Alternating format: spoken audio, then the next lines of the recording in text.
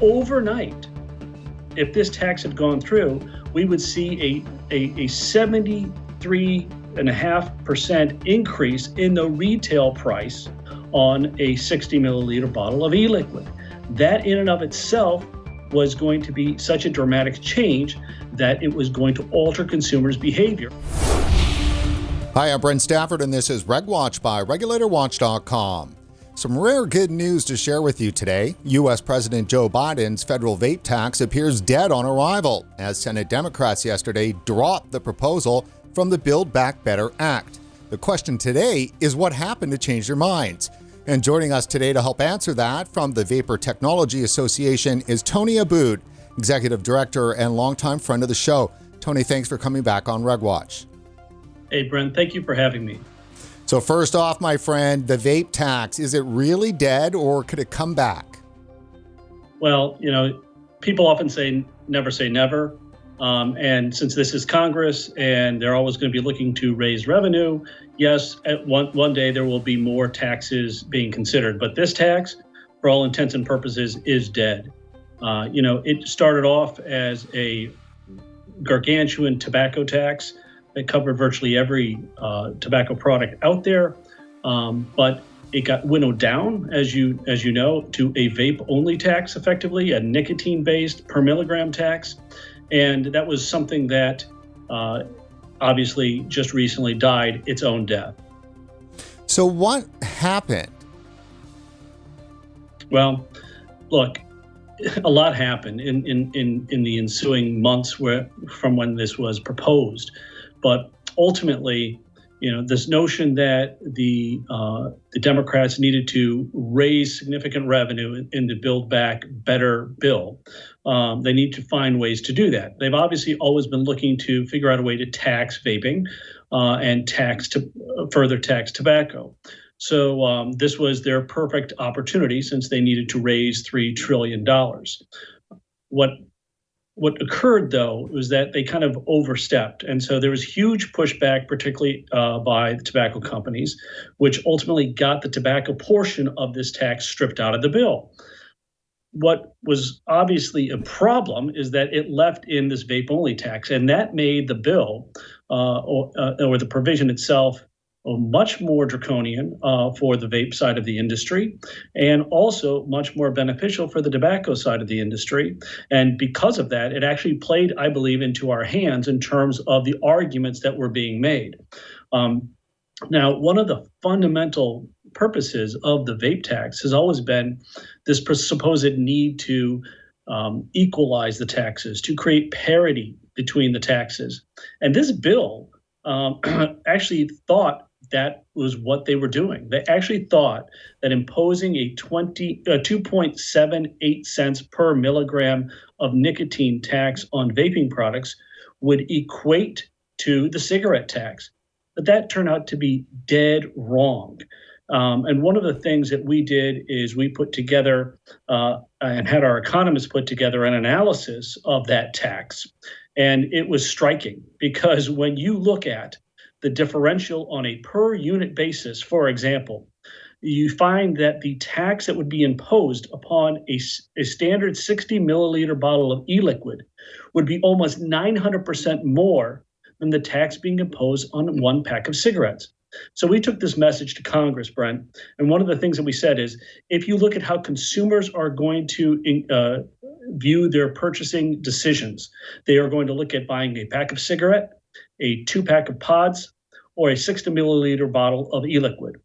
We wanted to show them what the differential in the per unit cost would be, because that is in fact the decision that consumers are going to have to make. So overnight, if this tax had gone through, we would see a 73.5% increase in the retail price on a 60 milliliter bottle of e-liquid. That in and of itself was going to be such a dramatic change that it was going to alter consumers' behavior, especially when cigarette taxes were going to remain flat. Now, this argument was strong to begin with, but as I noted earlier, it was made even stronger once they capped the tobacco cigarette tax, because now all of a sudden, tobacco cigarettes are getting away scot-free. And the differential between the taxes on cigarettes and the taxes on vaping products grew to such an astronomical number. Now, there seemed to be, too, as well, quite a bit of a concerted effort among academics, which we've had on our show. We had Dr. Kenneth Warner on just in our last episode, and he, participated quite strongly in the effort. Same with Dr. Michael Pesco and others. Tell us about that. Well, I think that we have always believed that the academics, the public health voices, are absolutely essential to any sort of discussion on vaping, as in Congress and at the state level.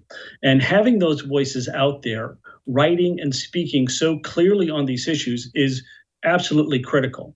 So the voices that you were just talking about, Dean Emeritus Warner, from the University of Michigan, his op-ed in the Washington Post was absolutely critical. That came at a time when these issues were being hotly discussed and being in the back room, and he gave such striking clarity to the primary concerns that he has and that others share with him in the public health community. And that would be the adverse effect that this tax would have, namely that it would increase cigarette smoking.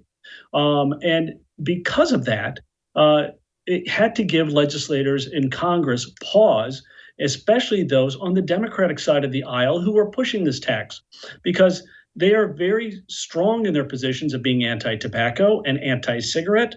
And this argument in and of itself said, hold on, folks, you are actually doing their bidding. So that worked perfectly with the numbers argument that we had put together with our economists, because it actually showed this differential. It showed a tax differential for a 60 milliliter bottle of e-liquid being 9 times higher than the tax on a pack of cigarettes. So the other academics that you were mentioning, like, for example, Dr. Michael Pesco, I believe you had him on your show also. Isn't that correct? Yeah, just a couple of weeks ago. Yeah. So he and his research, which was NIH-funded research, we also made sure that members of Congress saw that as well, because his research in terms of what happens in real time when you actually increase taxes, that drives people to smoking. That conclusion is extremely well established.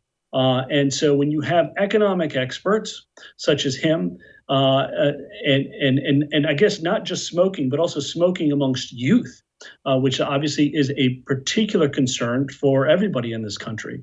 But when you have those two pillars of a public health expert and an economist saying a tax on vaping products that is equal to cigarettes is the wrong approach altogether, then that drives that point home even more. And one of the other pieces that we leveraged significantly was what I call the 15 past presidents letter. It's the letter, I think you were just showing it, which talked about balancing considerations on e-cigarettes from the 15 past presidents for the Society for Research on Nicotine and Tobacco. This is a remarkable piece. If everybody hasn't read it already, they should. And we've encouraged every office that we've met with to, if they read one thing, read this piece in SRNT, because and if you only read one thing out of this piece, read the conclusions of the article of these academics, because they are striking and they are stark and they are straight to the core issue of what is wrong with public health discussion as it relates to vaping in this country.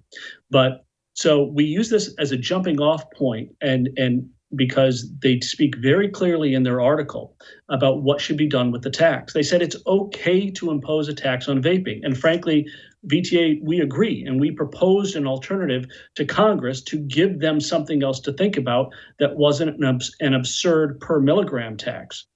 But they said you impose a small, modest tax on vaping that will achieve your objective of deterring youth, but it will not deter and disincentivize people who were otherwise quitting or trying to going back to cigarettes.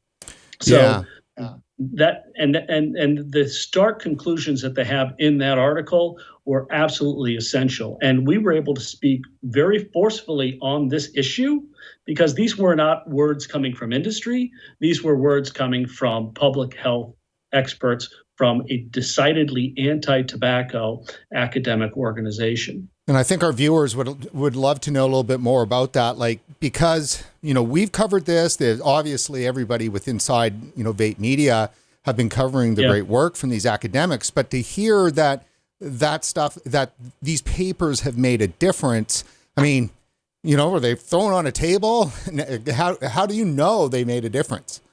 Well, look, I can't tell you they made a difference, but what I can tell you is the arguments and the messaging that we were able to present are always going to be stronger when those arguments are coming from the mouths of academics and independent researchers who know what is true and what is false, because their positioning and their motives cannot be questioned.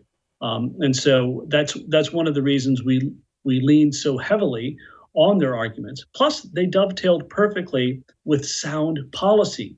And it was very easy to demonstrate to members that we met with that there is no good policy at the core of this tax, plain and simple. There is no parity whatsoever. You are raising taxes on e-cigarettes, a less harmful product, than you are imposing on the cigarettes themselves. That is a non-starter and should be a non-starter for anybody. You are actually imposing a tax that is regressive and harmful to those that are actually working the hardest with lower incomes, trying to get by in this economy that's extremely strapped. And we were able to rely upon their arguments to say that this is a racial justice argument and a social justice argument, because as the 15 past presidents point out, the needs of the members of the African American community, LGBTQ community, the needs of those people of lower incomes are not being met by this one-sided debate on vaping, which is seeking to get rid of flavors, which is seeking to get rid of vaping, which is seeking to disincentivize everyone from using vaping products as an alternative to cigarettes. And when these academics make these stark arguments about that touch on issues of racial equity and social justice, that becomes something that resonates and has to resonate inside the camps that tend to look at these issues and raise them to the top of their list. So, Tony, I have a clip here from Dr. Kenneth Warner's episode of RegWatch, which we just released yesterday, right on that topic, and let's have a listen. So we did need to change the messaging, but I don't know how to get through. I mean, the U.S. Senate has a significant number of senators who march to the beat of the campaign for tobacco-free kids. It doesn't matter what they say, they will support the campaign for tobacco-free kids. And their message is do everything you can to get e-cigarettes out of the hands and mouths of kids. And let's not worry about those poor adults. Obviously, they don't say that, but implicit in their message is let's not worry about adults. And frankly, I think we have a social justice issue here. And it's one that is not widely recognized. We mention it at the end of the American Journal of Public Health article. Most smokers today, or let me say a disproportionate number of smokers today, come from disadvantaged groups, minorities, the LGBTQ community, people who are suffering from mental health issues ranging from depression on to others. I think that an awful lot of people who matter in our politics, the people who essentially are engaged in politics and influence politicians, don't see that smoking is a problem anymore. They're educated, they're affluent, and most of them not only don't smoke, but they don't know smokers. Their colleagues don't smoke, there's no smoking in their workplace, and there's no smoking in the restaurants and bars that they frequent. So to them, it's kind of a non-issue. A non-issue. Boy, he makes a powerful argument. Yeah, it really is a powerful argument. And it is so good to hear such clarity in terms of the manner in which these issues have to be discussed and the manner in which they are not being discussed. And that's what the core strength of this particular paper that was written by Dr. Warner and the other past presidents. They came right out and said, you guys are getting this wrong. And you're getting it wrong for so many of the constituencies that in any other context, we're doing everything we can to protect and to assist and to defend. And so why are we doing it so differently here? We felt so strongly about one of those last comments that he had in that clip that you just played, that we included it in one of the many missives that we sent to the Hill. One of the pieces that we sent to the Hill really tried to clarify and succinctly clarify kind of what the core issues were as it relates to the e-cigarette tax right now. So the top 4 points that we needed to make, particularly to Democrats, is that this bill was going to make cigarettes cheaper, that it was going to lead to an increase in smoking. It would obviously violate the president's pledge. And then this last piece on racial equity. And you can see in the graphic that one of the quotes that we included was this notion that we need to pay attention to adult smokers, and that is not happening.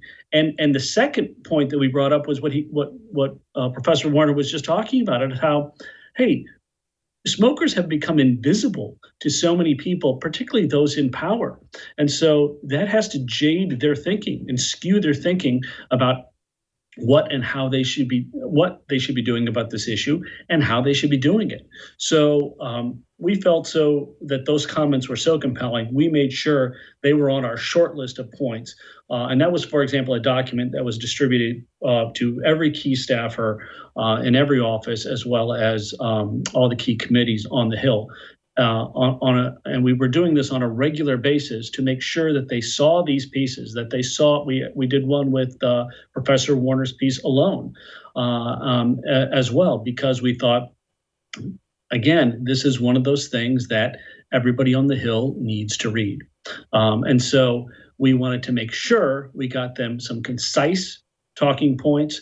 And if they wanted to read more, they could read more. But at the bottom line, if they only read this particular submission, then they would have at least taken away the significant points that were being made by Professor Warner and the other academics that have spoken to this issue. And I'd like to take a moment to jump into one more bite that we've got prepared from Dr. Warner's appearance here on RegWatch. It's right on the money. So let's take a listen. That public health is actually doing harm promotion in terms of smoking. I'm very much afraid that the governmental administrative apparatus, FDA, with its very careful scrutiny of all the e-cigarettes, the public health organizations that have been pushing so hard for bans on flavors in e-cigarettes, or in some instances, ban on the sale of e-cigarettes, higher taxes on e-cigarettes. This is all going to create a return to smoking for a significant number of adults. I hope it's not a large number. It's going to increase the number of smokers, and that in turn will increase the number of deaths and illnesses that we observe due to smoking.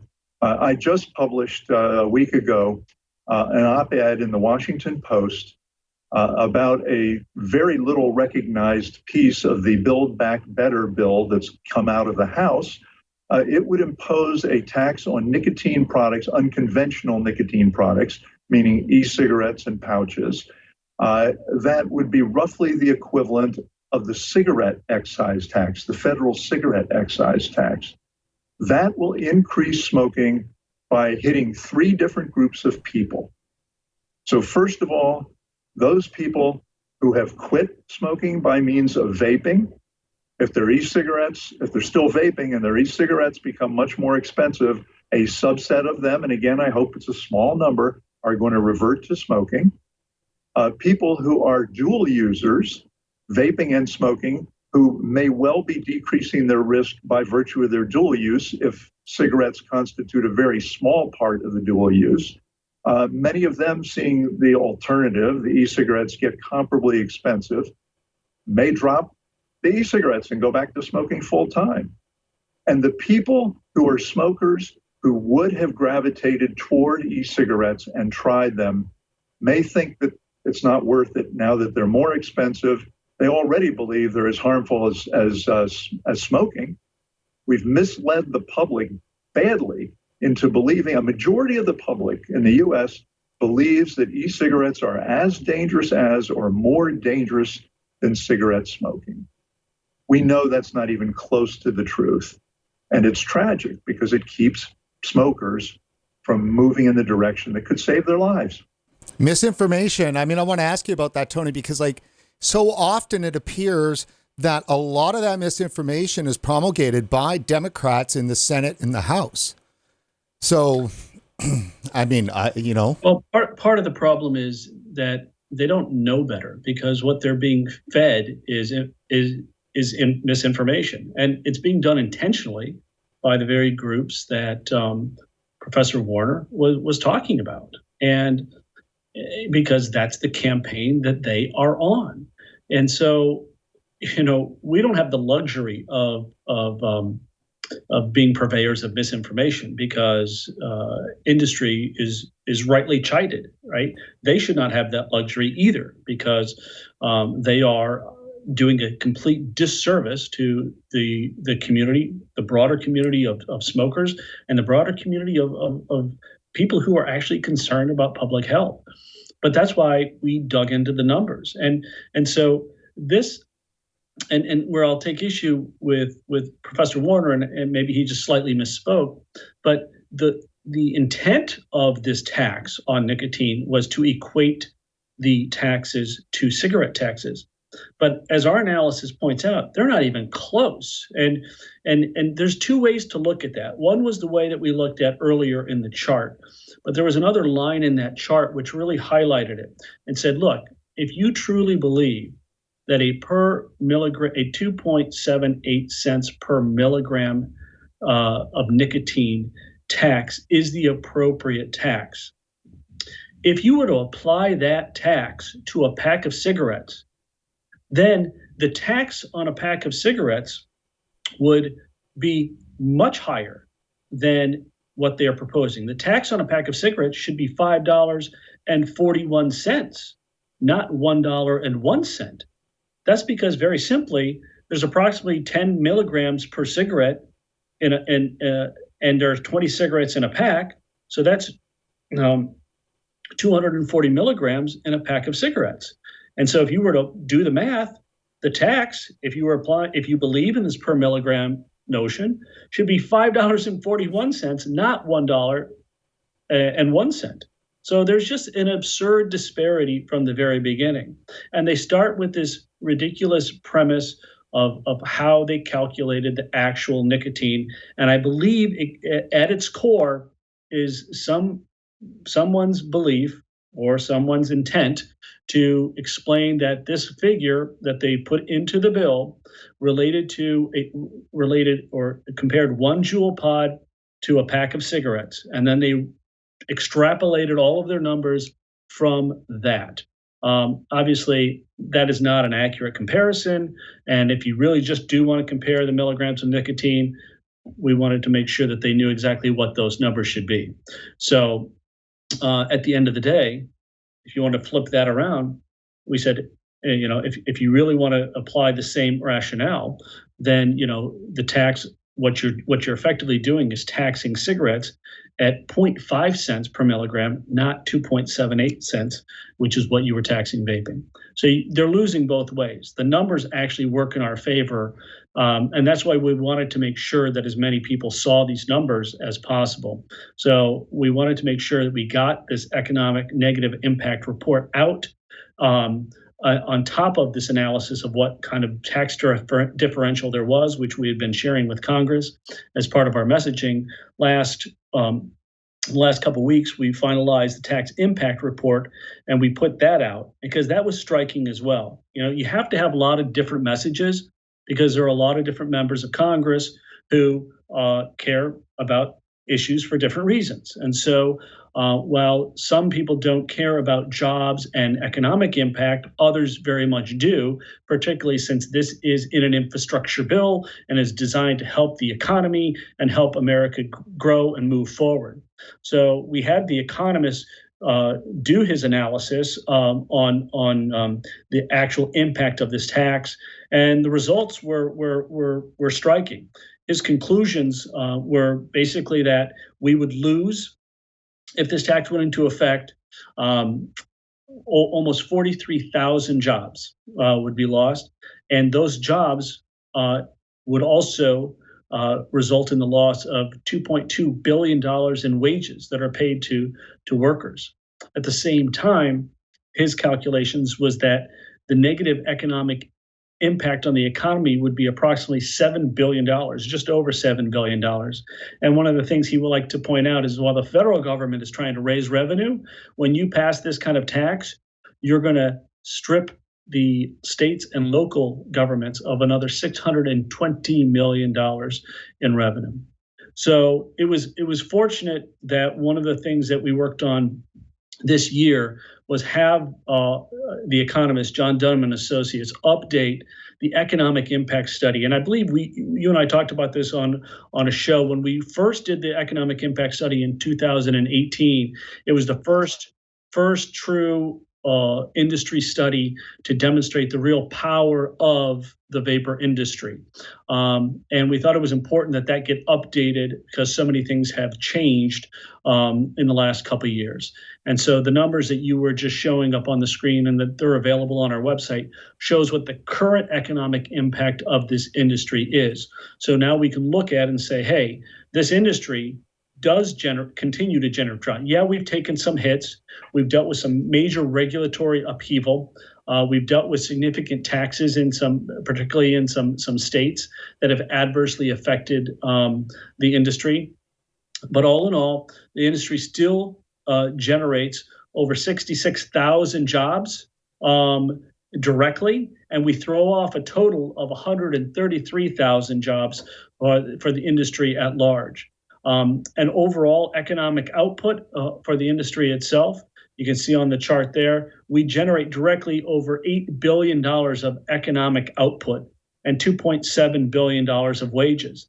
But the analysis goes further and looks at what other industries do we support, what other businesses do we support, and how does that totally affect the overall economy. And that's where we get to those larger numbers. That shows this is still a very significant industry. Yeah, we're down from 2018, according to this study, but we're still strong and we're still larger than other industries in this country. And we need to do everything we can to protect that going forward. But had this tax gone into effect, it would have been yet another hit at just the wrong time. Tony, let me ask you. I mean, clearly, VTA has done a lot of work here in the last year in 2021. I know, though, some of our viewers might be wondering where you've been for the last couple of years before that, or a year and a half before that. You've been a bit quiet. What can you say about that? Well, yeah, it's really been a challenging situation, right?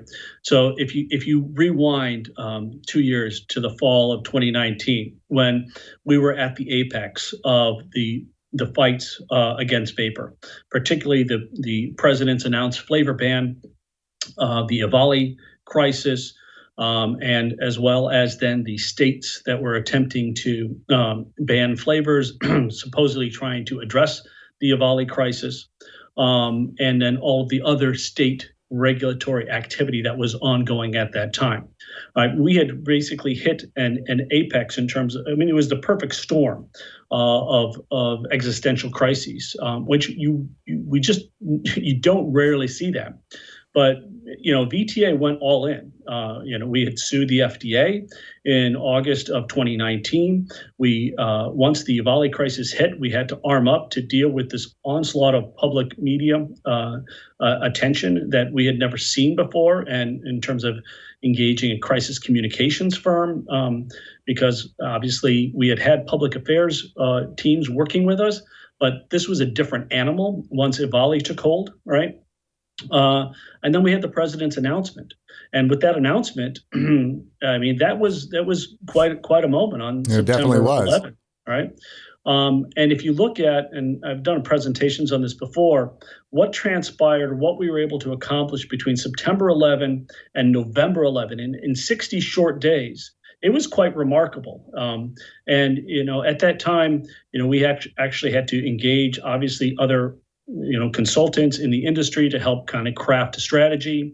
We obviously did polling, a significant poll that was conducted that ultimately, according to the Washington Post and the New York Times and other national media, was key to turning the president's mind around on this issue.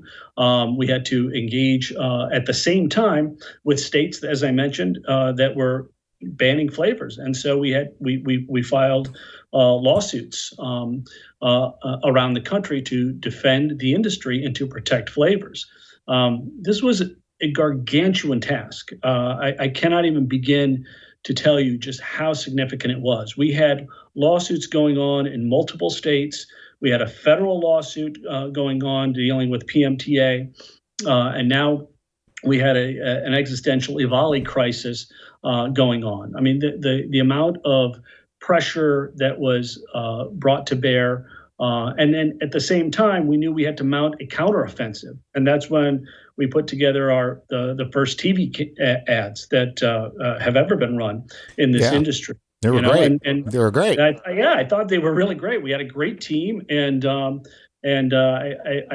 just am amazed at the work that was able to be accomplished in that short period of time. But to be frank with you, the year turned, and the bills came due, and COVID hit, and money dried up, frankly. So all of a sudden, when we were literally, we had just succeeded in terms of finding out that the president was not going to ban flavors for open systems. I mean, that was a remarkable development, right, in January of 2020. And we were obviously pushing for him to not ban any flavors at all, but he clearly heard the messages that we were putting out there, which was you can't shut down almost 13,000 small businesses, right? That was a line that I repeated to him, during that White House meeting. So, I mean, and he got that. He knew that was something that could not be done, at least on his watch. And at the same time, we gave him an alternative, which is, hey, go raise the age to vape. That's the first thing you should be doing, not shutting down small businesses right and left in this country. So that was probably the biggest initiatives or a set of initiatives that I've ever been involved with. And I have to hand it to the board of our organization, because they said, let's go. We're going to do everything that we can to fight and to defend vapor. Now, we were successful in some areas. We were not successful in other areas, but you still had the bills to pay. So was it licking your wounds, I guess, for 2020? Well, it wasn't even that. It was really trying to stay alive. I mean, like a lot of companies in 2020, they were facing kind of the existential crisis of, can we stay in business? What are we going to do with the fact that we have debt now and we have no new revenue coming in? Because what happened when the year turned is that people stopped participating in the association. So, what do you do with that? We were so far out in front in fighting for flavors and winning on a number of those fights. And then all of a sudden, the revenue dries up. So we actually had to go in, I call crisis mode, where we had to rethink what we were doing. We had to come up with a way to how were we going to work ourselves out of the debt. We came extremely close. I'll just be candid with you, Brent, to shutting down and filing for bankruptcy. I mean, that's how significant the bills were. Just here's an example, okay? On the legal front itself, $3.2 million in litigation bills that stems solely from EVALI causing these governors to go ahead and do their flavor bans. One state alone, like Massachusetts, we spent $875,000. Now, people are like, oh, why would you do that? Well, litigation is really, really expensive.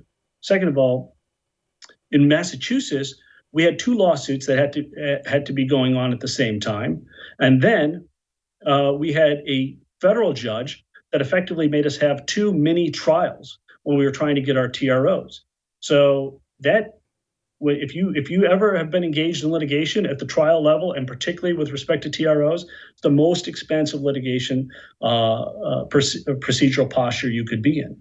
But we did what we could through that process. We lost.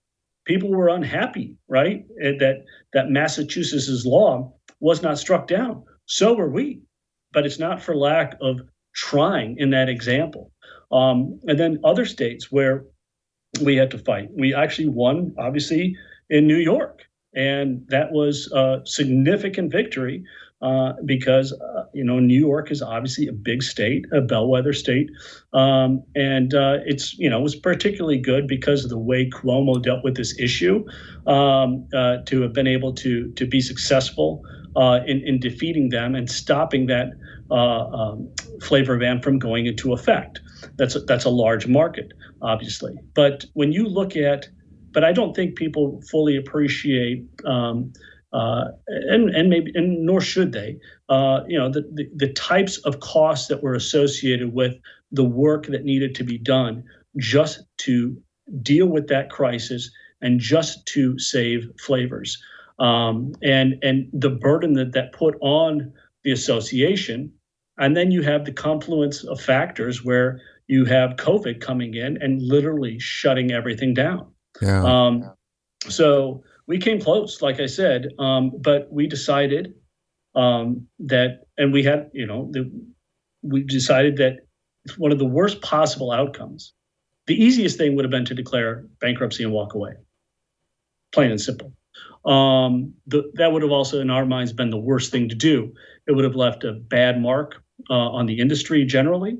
It would have left a lot of people feeling, negative about the association from in Congress, and we did not want to have that. So we came up with a plan to try to resolve the debt. And while we were doing that, we also then had some companies decide to leave. Like it was again the worst series of events that one could have. But we fought through it. We fought through it, and we got to the end of the year, and we were able to basically survive. And through the goodwill of a lot of people that worked on the issues, but goodwill of a lot of our consultants that worked with us on their bills. We got to the end of the year, and as you might expect, then the board was thinking, okay, what are we going to do next? We had to kind of early in 2021 figure out, okay, we made it, we survived, now what? And so we've retrenched clearly, right? And so we don't have a big PR machine going, but we are still active. We're still engaged. We have lobbyists on the Hill, and we decided that we knew this tax was coming. This was going to be a major issue for us to address. Obviously, companies were now solely focused on getting their PMTAs filed. We had obviously, pushed FDA to extend deadlines throughout 2020, and we were watching what was happening with respect to FDA as well. And then when we saw the MDOs come down or start to come down, one of the things we did was we wrote directly to FDA in mid-September and said, what we see happening is wrong. It seems to be driven by political considerations. Certainly is not consistent with what FDA has been doing in the past, and the manner in which, as recently as June, that the manner in which you said you were going to be reviewing PMTAs. And we put it right there in black and white. And we told them, look, this appears to be politically motivated because of the haranguing that the acting commissioner had on June 23 in front of Representative Krishnamurthy's oversight subcommittee, and said that's the only thing that's changed since in the last few months. And it's pretty clear to me now, Brent, what's happened or what happened in leading up to these MDOs. And I think that, and just for everybody who, not everybody actually knows what the MDO is. That's okay. It's a marketing denial order. So basically it's the denial of the PMTA, which is the authorization that these companies would need to keep their vaping products on the market. Yeah. And so look, if you just look at the trail of facts, on June 11th, FDA held this public meeting. It was 2.5 hours long. It was somewhat torturous to listen to, where you could ask questions, and they were talking about their fair PMTA process. And they talked about a number of things in that process and how they were going about reviewing all these PMTAs. One of the things that they made a number of things clear. One of them is that they had triaged all of the big tobacco and Juuls applications on applications that came in early, such as August, and they put them in a separate queue. Then, as it relates to all of the other smaller manufacturer applications, they randomized the review process for those applications. So it didn't matter how substantial your application was or how unsubstantial it was. Apparently, you were just in the queue wherever the computer put you. They also made an interesting admission, which is that they would not be able to review all of the PMTAs by September 9, but they said they would review the large company applications and make those decisions. Why? Because they said once they made those decisions, it would have the greatest impact on public health, because those products they claim were ubiquitous in the marketplace. And so whether they gave them thumbs up or thumbs down, it didn't matter. It was going to have the greatest impact, which is why they were being prioritized. Seems rational, at least a rational way to approach it. And they said they would continue to review the other applications, everybody else's, after September 9, continuing to use their enforcement discretion. And then they were asked that one question about long-term studies. If you remember, they said they were asked, what if a PMTA does not have product-specific long-term data? And they said, well, that's okay. They said, that's okay. You can rely on public data. So long-term studies are not a requirement, and you can rely on public data. Pretty clear statement. They said a bunch of other stuff, but those key facts or statements are important because virtually none of them have come to pass, right? Why is that? Well, 2 weeks later, on June 23, the acting commissioner, Janet Woodcock, was called before Congress in front of the Oversight Subcommittee. Now, what's interesting is that hearing, I think, had basically 48 hours notice, but they were planning the hearing for a while because they had a really slick video that they had prepared with kids in it, directly targeting acting commissioner Janet Woodcock and imploring her to get rid of all flavors and telling her it was her responsibility. And then, of course, the haranguing by committee members about how she had to deny Juuls applications, how she had to deny all flavored applications. Like it was, and her performance there, frankly, in my opinion, was awful, just awful. She didn't defend the FDA's process. She didn't defend the FDA's employees, and at one point, she didn't. She admitted she didn't know what TPSAC was. So, what happened after that? What I've learned is that very simply, they have all hell broke loose. Frankly, she did not like what happened at that hearing, and got personally involved. And within a few short weeks, the order came down from her that the FDA had to change, the Office of Science had to change its review process, right? And on July 9, they wrote a memo and they said, we're doing this because the acting commissioner told us to do it, right? We have to change our entire process. We have to come up with a new plan. And the goal now is to get rid of all the applications that we can by September 9, even though that was completely inconsistent with what the Office of Science had just laid out only a month ago. Right. And this is what's exposed, actually, FDA, at least when it comes to some of the court action that's been going on, because they changed the goalposts so significantly. Yeah. When I saw that memo, it jives so clearly with what I had learned that I was like, okay, this is exactly what happened. And now we see it in black and white. And I frankly have to believe that longtime staffers at the FDA who have been committed to this process, right? Government people bureaucrats are very process oriented, right? They have been working this PMTA process for years now. And then in particular, they've been working through the applications or had been working for 9 months already or more, 9 to 11 months. To have somebody come in at the last minute and tell them from top down, you're going to change the process, you're going to renege basically on everything you just said publicly a month ago, because I want to get rid of as many flavored applications as possible. There's no other rationale, right? There wasn't a deadline. FDA had already said, no, there's not a deadline of September 9th. And so that's why, litigation is going to be extremely important in reviewing and in addressing this issue. I'm concerned that the case by case, the appeal by appeal approach will never get to this issue. We'll never get to the core of what really happened, because FDA likes it that way, right? They like having everything being done on the merits of one particular application under one set of laws that are being interpreted by one set of judges, and they're comfortable to live with that. At the same time, I have to think that FDA knew that this change was going to lead to significant litigation. And frankly, that could be one reason why they made it clear in that July 9 memo that this was forced upon them by the acting commissioner.